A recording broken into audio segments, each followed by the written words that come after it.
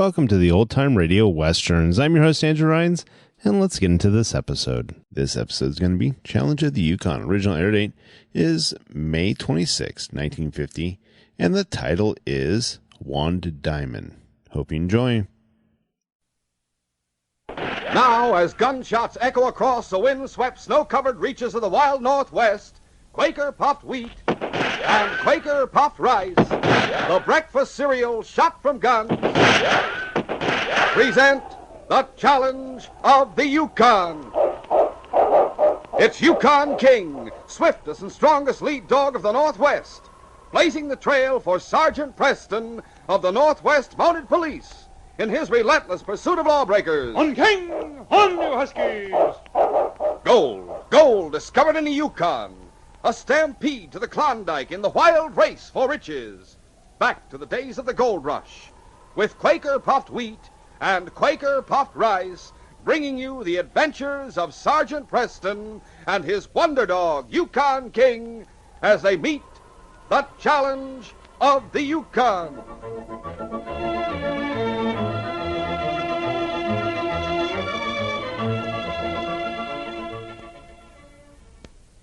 Up, exploded up to 8 times normal size.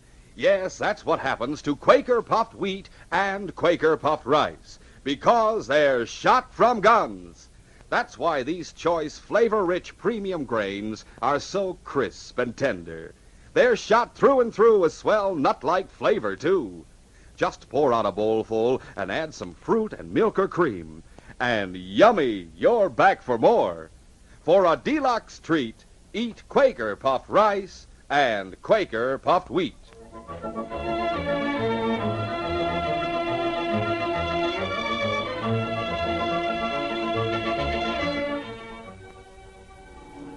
Jim Traynor, private detective, was standing at the window of his office. San Francisco Harbor sparkled under the spring sun, and there were only shadows in Jim's eyes. His jaw was set. He shook his head. It's no use. I'll never make a go of it on my own. I'd better take that job the Pinkertons offered me. But just then, the door of the office opened, and Liza Warren walked in.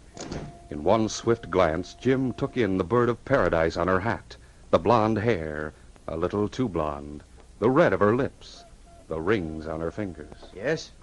Are you Jim Traynor? That's right. What can I do for you? I need your help. Won't you sit down? Thank you. They didn't tell me you were so handsome. I wasn't always. Battling Moran gave me the dent in my nose just last year. But I've had the scar on my chin for a long time. In other words, flattery will get me no place. My fee is $500 and expenses. I'll pay you the $500 in advance. Very generous. Let's find out if I can help you first. I'm sure you can, Jim. Well? A diamond's been stolen from me, a large diamond, nearly 30 carats. I want you to get it back. Have you reported the theft to the police? No, Why not? because they'd be useless in a case like this. Was the stone insured? No, that is, I had no insurance. Look, you haven't even told me your name. Why, I thought you'd recognize me. I'm Liza Warren. Oh, I've heard of you. Then you can understand why I don't want to go to the police. I'll put my cards on the table.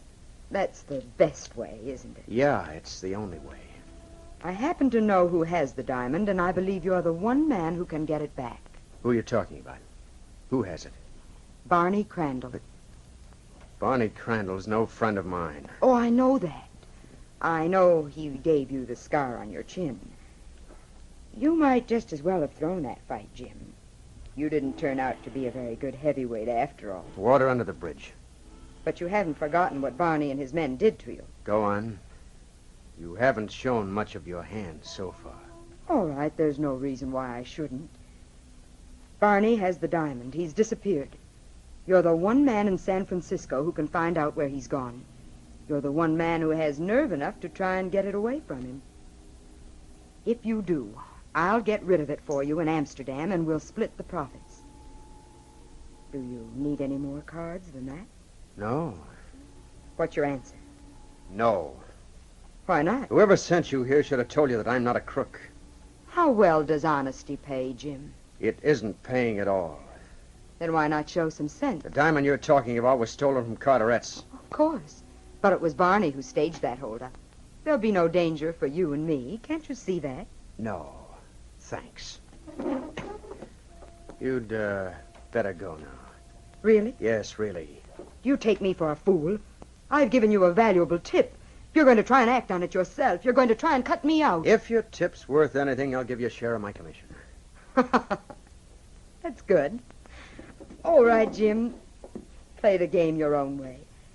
We'll see how far you get. You knew that I wouldn't accept your proposition when you made it. Why, Jim, you're not only handsome, you're smart. Why did you tip me off about Trendle? Go ahead and find him, Jim. I wish you all the luck in the world. After Liza had gone, Jim sat looking out the window until the sun had set, and the last touch of orange and gold had faded from the sky. The Golden Gate was a black menace now, looming through the dusk. It was dangerous business, he thought, but there was only one answer to that. It's dangerous, maybe. Still, any business is better than no business at all. If I win, I'll be on my way. If I lose, I won't have to worry about going anywhere. That night, Jim visited the Barbary Coast, the section of the city where he had grown up, and he talked with everyone who had known him as a boy, and later on as a fighter, policeman, stool pigeon, crook, bartender, fisherman, sailor. And by midnight he had his information. A hint here, a wink there, a few words spoken from behind a sheltering hand. The following morning, he was closeted with the chief investigator of the Great Western Insurance Company. I have only one question. Yes? What sort of a reward are you offering for the return of the Carteret diamond? $5,000 for any information leading to its recovery. $10,000 for the return of the stone itself. Thanks. Now, wait. If you have any information, it should be given to the police at once. I haven't anything that will help them now. I'm a licensed private detective. I want to work on the case myself. Any objections? Well, this robbery was the work of a well-organized gang. One man won't have much of a chance against them. That depends on the man, doesn't it? You should cooperate with the police. We'll be glad to pay you if... I'll wait for that until I produce some results. Good day, Mr. German. Good day.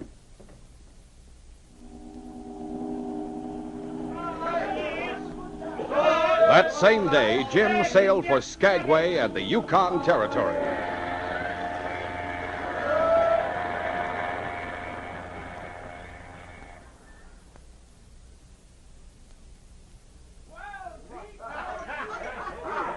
A month later, he was in Dawson. Dawson at that time was a capital of the world. Its cafes were crowded with fortune hunters from every country. It was inevitable that Jim should meet someone he knew. Rafferty's rat-like face peered up at him, his thin lips twisted into a nervous smile. Well, what are you doing here, Jim? What are you doing here? The same thing everybody else is. But I thought you'd gone into business for yourself. I thought you were a detective. Business was slow. I decided to make my first million the easy way. Yeah, this is better than robbing a bank. I'll bet there's 100 millionaires in this joint right now. Oh, Rafferty, have you run into any of the old crowd from the coast? Why? Why you ask that, Jim? I thought you were all through with them. Now, there are a few I want to steer clear of. Barney Crandall, for instance. Yeah, I can understand that. He isn't in Dawson. How are you doing for money, Rafferty? Bad, Jim. Bad. Here's 20.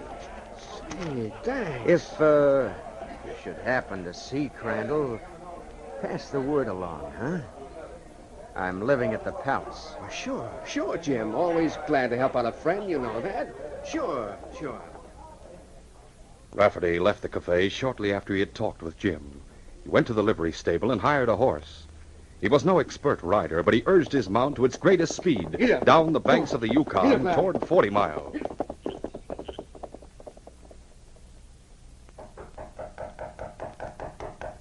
The knocking on the door finally wakened Jim. He stirred sleepily and then... Yes? Rafferty. Oh.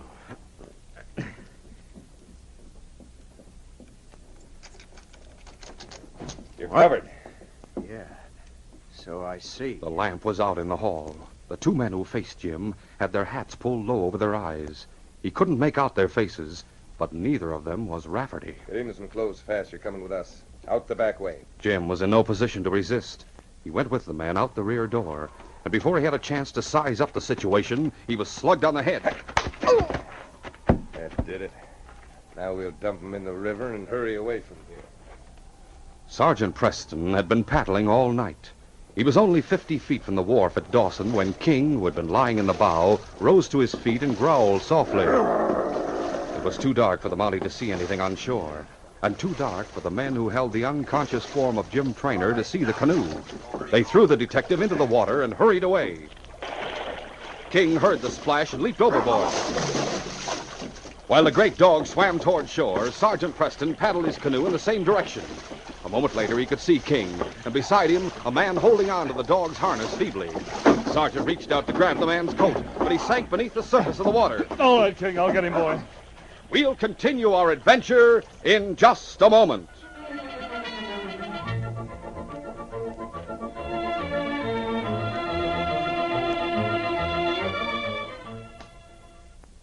A bullseye for flavor. Yes, in every spoonful of the ready-to-serve breakfast cereal shot from guns, you enjoy swell, nut-like flavor. A bullseye for crispness. Yes, there's tender, melt-in-your-mouth crispness in those king-size kernels of Quaker puffed wheat and Quaker puffed rice. A bullseye for nourishment. Yes, Quaker puffed wheat and Quaker puffed rice give you added food values of restored natural grain amounts of vitamin B1, niacin, and iron. You're always on the target when you reach for that famous big red and blue package. The non-tipping, non-spilling package with the smiling Quaker man on the front. Pour out a bowlful of crisp, delicious Quaker puffed wheat or Quaker puffed rice.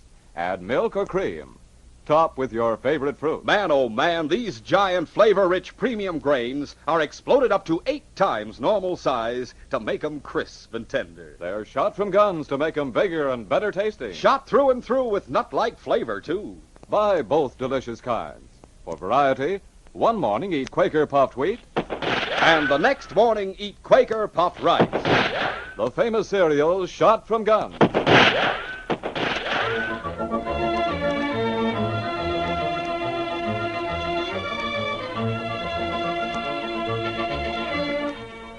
Now to continue.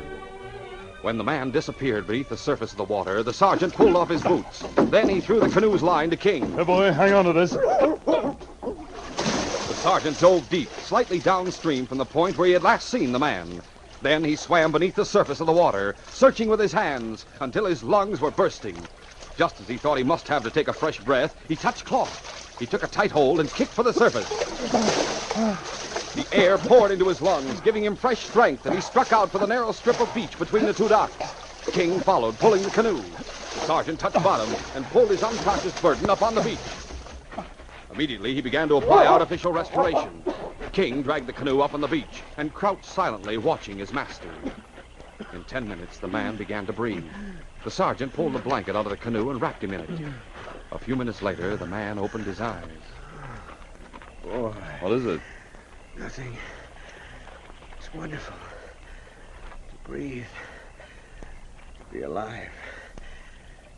Thanks for saving me. Here's some brandy. Take a swallow.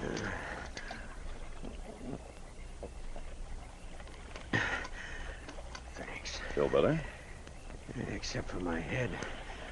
Wonderful. What's the matter with your head? That's where they hit me before they threw me in. So it wasn't your own idea to take a swim with your clothes on. No, I'm Sergeant Preston, Northwest Mounted Police. Who was it hit you? I don't know, Sergeant. There were 2 of them, but I never got a good look at their faces. Well, I'll take you to headquarters and you can rest a little and then tell me the whole story. No, there is no story. My name's Traynor, Jim Traynor, private detective from San Francisco. I'm working on a case. You'd better let us help you. I can't do that. The men who tried to murder you had some connection with the case? I guess so. It's my job to arrest them. I'm not making any charges against anybody. What are you afraid of? My commission, that's all. Won't help me any if the Northwest Mounted Police gets my man. We're not interested in your commission. If there are criminals up here, we want to know about it. I've got to get it back myself. It? Now I've got a lead. I want to follow it up. Just Help me back to the palace. That's all I ask, Sergeant. Think you can walk? Oh, sure. Here we go, then. The sergeant realized that Jim was stubborn, that he could hope for no more direct information about the attempt on the young detective's life. But he had no intention of letting the matter drop. And early the next morning, he called Constable Downey into his office. A special assignment. Good. What is it? Case of attempted murder. Murder? Where? Here in Dawson. If it hadn't been for King, it would have been more than... The sergeant sketched the events of the previous night and told the constable all he had been able to learn from Jim. Anything about it, which isn't much, I must admit. But if they've tried to kill him once, they'll try again. Well, what do you want me to do, Sergeant? Go to Trainer and try to make him talk? He won't. Still, we have to protect him. I want you to keep an eye on him all day today and tonight. I may be able to take over myself tomorrow. Just follow him. I want to know every place he goes and every person he talks to. That's simple enough. When shall I report back? Whenever you think it necessary. And no matter how late it is tonight, don't hesitate to wake me up. That is, if you have anything important. All right, Sergeant. He'll be sleeping late this morning. You can pick him up at the palace. Tall, husky, light hair, blue eyes. Nose has been broken, scar on the chin. Right. The clerk will point him out to you. Right. See you later, Sergeant. It was much later when Downey reported back. It was after midnight, and the sergeant was already asleep. The constable knocked on the door of his room in the barracks. Yes? Downey. Oh, right with you.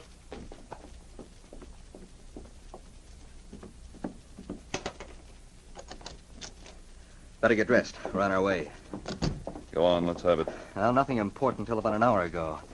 We were standing in the shadows outside the Monte Carlo. Man came outside and he followed him. Who was the man? His name is Rafferty. Trainer followed him to a cabin on 4th Street. Rafferty went inside, lit a lamp. Then Trainer knocked on the door. Rafferty opened it, and Trainer forced his way in. One of the windows at the side of the cabin was open, and I could see and hear everything. I don't blame you for being surprised, Rafferty. Surprise? Why, yeah, just a little. It's late. How'd you find out where I lived? What do you want, Jim? You told Barney where to find me, didn't you? Barney? I haven't seen him. Don't lie. Jim, I said don't lie. I should have guessed you were working for him. No. Yes. Where is he? I don't know. Tell me where he is, or I'll knock your teeth out. Oh, Jim, let go of my arm. You'll break it. Where is he? Oh, don't, I'll tell you. All right. Hurry up. 5 miles north of here, downstream, there's a riverboat called the Golden Girl. Tied up, ground. Barney's living on it. Who's with him? Joe, Duke, Shorty, I don't know. I didn't have anything to do with their trying to kill you. No? Who told you about it then? I mean... Oh, never mind. I haven't got time to waste on rats. Jim, you're not going there by yourself. Yes, I am. I'm going to get a canoe and take a little trip down the river. You're crazy. I'm going to find out if you're telling the truth. I am, I swear. I'm going to tie you up so you'll be here when I get back. Go on, over by that shelf where the rope is. They bound and gagged Rafferty, left him lying on the floor. I waited till Trainer had gone, then I went inside and cut the ropes. Where's Rafferty now? In jail. I booked him as a material witness. I thought you might want to talk to him. We'll do that on the way. The sergeant found Rafferty more than willing to talk. Got to understand, Sergeant. I had nothing to do with this. It's all something that started down in Frisco. A diamond. A Carteret diamond. Barney stole it, and Jim is trying to get it back. I don't know a thing about it myself. You sound like it. Only what I've heard. And I'll be glad to help you in any way I can, Sergeant. I'd advise you to go after Jim. Barney's men were in town tonight. They were drinking. They may catch Jim on the way to the boat. Even if he gets there, well, one man gets so many... You'll let me out now, won't you, Sergeant? No, Rafferty, you're staying right where you are. Trainer said he was taking a canoe. So will we. We can make just as fast time that way. It'll be easier to board the boat from the water. I'll stop at the run for a minute and get King. Come on. Right.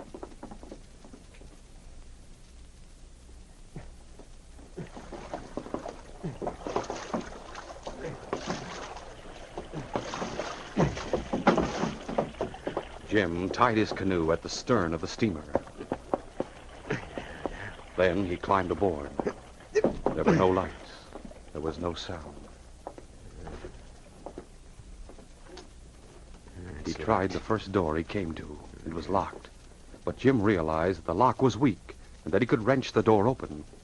He grasped the handle firmly, set himself, and pulled hard. The screws that held the boat let loose, and the door flew back at him. Jim drew his gun as he stepped inside the salon. Barney was the only one in the big room. He started for his gun when he recognized Jim, but the detective stopped him. Don't do it, Barney. After last night, I don't mind shooting at all. Why, Why, it's Jim.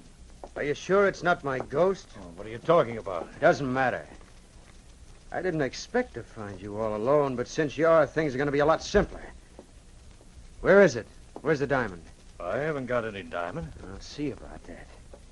I've got a hunch you wouldn't let it get very far away from you. There. It's not in your coat pockets. But what's this big bulge in your vest? Well, all wrapped up in a silk handkerchief. Let's take a look. You won't get away with this, Jim. A lot of rock, isn't it? No wonder they'll pay $10,000 to get it back. 10,000? What's 10,000? I can get 100,000. I'll split even with you. Remember what my answer was when you tried to make me throw a fight? It still goes. Remember what you got for making an answer like that? How could I forget?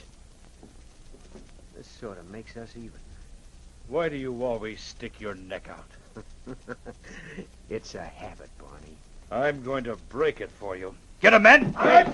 Joe, Duke, and Shorty had entered the salon behind Jim's back. At Barney's command, they rushed him. And before he could even turn, he'd been overpowered. His gun and the diamond wrenched from his grasp. You got back just in time, Joe. I didn't hear your horses. Oh, we left them back away when we saw the light shining from the door. Figured you might have a visitor. Yes, you're lucky. You get a chance to make up for your bungling last night. There's no reason why you can't put a bullet through him before you dump him overboard here. Now, give me that diamond. Don't do it, Joe. What's that? Liza Warren. None other, Barney. How are you? And how are you, Jim? I'll take the diamond, Joe. Sure. Here. What is this? A double cross? Oh, it's more complicated than that, Barney. But it's easily explained. The boys and I had a talk in town tonight. They agreed with me that I was the one who should get rid of this. Really, Barney, to sell it as it is, that's asking for a prison term. It must be taken to Amsterdam and recut. Right, boys? That's right, Liza. Right. And I'm the one to handle the transaction. But what about me? You? Oh, you're to be eliminated, Barney. You and Jim. Now do you understand why I told you who had the diamond, Jim? I wanted you to find Barney for me. You did a good job. You're a good detective. It's too bad that you can't work at it a little longer. Don't shoot them in here, Joe. Take them outside first. All right, come on. Let's All right. Come on, never mind. At that moment, Sergeant Preston had just tossed King aboard the steamer, and the sergeant and Constable Downey were following him over the rail. The wild uproar inside the salon sent them running toward the open door. Come on, Downey. Jim had decided to sell his life dearly and was lashing out with lefts and rights at Joe and Duke. Liza, afraid for her own life, was shrieking at Joe and Duke to hold their fire. Don't shoot, men! Don't shoot! Sergeant Downey waded in to even the unequal odds. Get this body! King circled the maelstrom of flying fists and took his position directly in front of Liza. He was watching his master, of course, but his instinct was to protect the woman. Liza had lost her first fear. She saw that both Joe and Duke had been disarmed by the sergeant and Downey. Jim was twisting Shorty's gun out of his hand. The tide of battle was in favor of Jim and the two members of the force, but it was still being waged fiercely on either side, and Liza wanted to escape. She tried to get past King. Let me by. King would have none of it. The only place where the woman would not be hurt was right where she was, and he insisted that she stay there. He drove her back every time she tried to run past him, and finally her chance was gone. Joe, Duke, and Shorty, battered and arm-weary, gave up. The sergeant snapped a pair of handcuffs on each of their wrists. Well, Liza, I didn't expect to find you still here. That dog. Keep an eye on him, Downey. That horrible beast. What's this? I can't believe that King would hurt a lady. He wouldn't let me past him. And a good thing, Sergeant. This is Liza Warren, the notorious Liza Warren. Oh? He was going to take the diamond to Amsterdam to have it recut. That awful dog.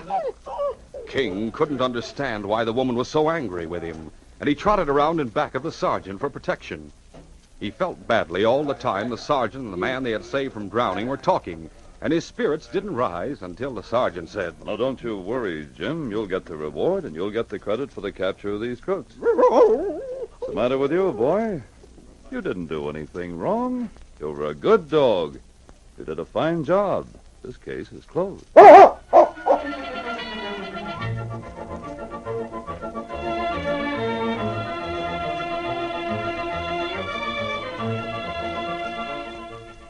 In just a moment, Sergeant Preston will give you a preview of Monday's adventure. notorious Chet Craig. As the family gathers around the breakfast table on weekend mornings, there's one breakfast dish that everyone enjoys, and that's delicious Quaker puffed wheat or Quaker puffed rice. There's nothing quite like the tender crispness, the tempting nut-like flavor of the famous wheat or rice shot from guns. These choice premium grains of wheat and rice are actually exploded up to 8 times normal size to assure the greatest tenderness and crispness. At breakfast every morning, let the whole family pour out big bowlfuls from the convenient non-tipping package of Quaker puffed rice or Quaker puffed wheat. Let them pour on milk or cream and top with juicy ripe strawberries or other fruit for a wonderful deluxe treat that's economical. And very nourishing. Quaker puffed wheat and Quaker puffed rice give the whole family extra food values of restored natural grain amounts of vitamin B1, niacin, and iron. Remember, the original crisp, fresh wheat or rice shot from guns comes only in the large red and blue package. A fine, modern package with a sealed inner lining. That wonderful lining doubly protects the flavor and crispness until the moment you serve it. For that reason, Quaker puffed wheat or Quaker puffed rice is never sold in bags or bulk. Buy both delicious kinds tomorrow. Look for the smiling Quaker man on each package. And now, here's Sergeant Preston. You sent for me, Inspector? Yes, Sergeant. You've heard of Chet Craig? The gang leader? Yes, sir, I have. He and his gang are terrorizing the Yukon territory, Sergeant. I'm giving you a special assignment. Get to White Horse as quickly as possible and run down Chet Craig and his gang. He's clever and quick with a gun, so be careful. But I'm counting on you to bring him in. Very well, Inspector. I'll leave right away. Yes, Chet Craig has managed to outwit others, and Sergeant Preston has a dangerous job on his hands. Anything might happen if Chet Craig discovers that Sergeant Preston is on his trail. Be sure to hear this exciting adventure Monday.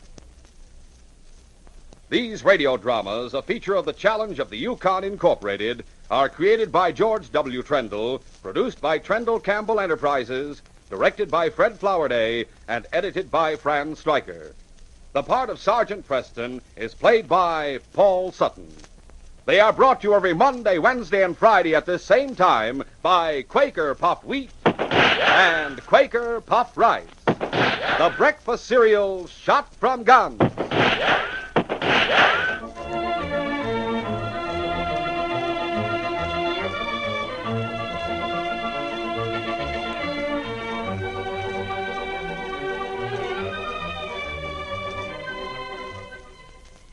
For a delicious hot breakfast, eat Quaker Oats.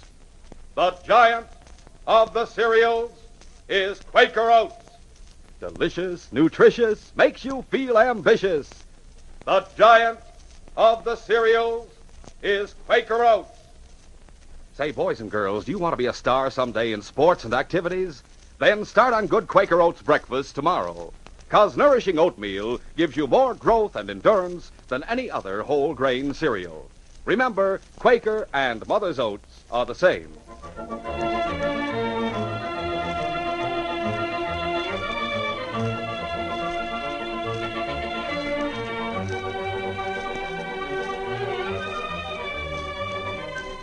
This is J. Michael wishing you goodbye, good luck, and good health from Quaker puffed wheat and Quaker puffed rice. So long. This is ABC, the American Broadcasting Company.